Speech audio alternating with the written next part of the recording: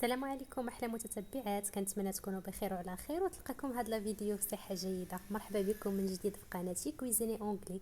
اذا كنتوا اول مره كتشاهدوني ما تنساونيش باللايك والاشتراك، فعلوا الجرس باش توصلوا دائما بجديد الوصفات.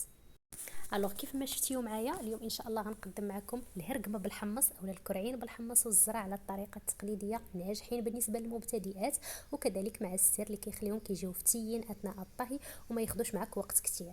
الوغ اول حاجه غادي نحتاج واحد المقدار من الكرعين على حسب عدد افراد الاسره. انا استعملت هنا كرع واحد ديال العجل. كيف ما كتشوفوا معايا من بعد ما غسلتهم جيدا وحيدت لهم هذيك لابارتي الكحله هي اللي كتجي مره في المرق، دونك ضروري انكم تغسلوها جيدا. غنحتاج كميه من الحمص من بعد ما نقعناه ليله كامله باش يسهل الطياب ديالو. غنحتاج بصيله وحده مشلضه جيدا، واحد 3 الفصوص ديال الثومه اولا حتى ل5 على حسب عدد ديال الكرعين اللي غديروا.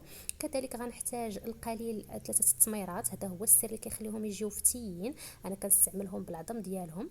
كذلك غادي نحتاج الملح للتنسيم، نص كاس ديال زيت الزيتون كيعطي نكهه رائعه، والزبيب انا نقعته في الماء باش يتحيدوا الشوائب ديالو. بالنسبه للعطريه كنحتاج واحد العويد ديال القرفه، نص معلقه ديال الابزار، معلقه صغيره ديال الخرقوم، معلقه صغيره ديال السكنجبير ومعلقه صغيره ديال التحمير اولا البابريكا. دونك ندوزو الطريقه ديال التحضير فهي سهله جدا.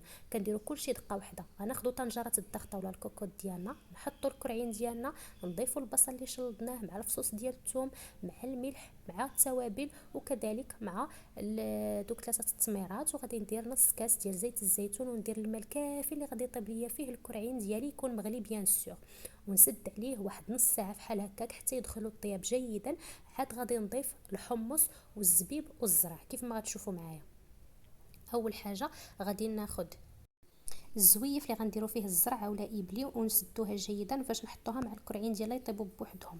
دونك كيف ما من بعد ما حلينا من داز 30 دقيقه على الكرعين ديالنا راهم واقفين على الزويته ديالهم المرق ديالهم، كنضيفوا الحمص ديالنا وغنضيفوا الزبيب وغادي نضيفوا ديك الكموسه اللي صايبنا من الفوق ونسدوا عليه يكمل الطياب ديالو 30 دقيقه واحده اخرى. يعني انا في المجموع خدا ليا ساعه ديال المكانه كيجي معلك صافي. من بعد كنحطو هكا في الطبق ديال التقديم. انا حطيته بطريقه تقليديه، الكرعين ديالي مع الحمص والفوق داك الزرع كيجي هائل وكيجي فتي معلك واقف على الزويته ديالو، كيستحق التجربه، بسيط وسهل وناجح بالنسبه للمبتدئات. جربوه ما غاديش تندموا، الطريقه ديالي ناجحه مليون في المئه، كتستحق التجربه.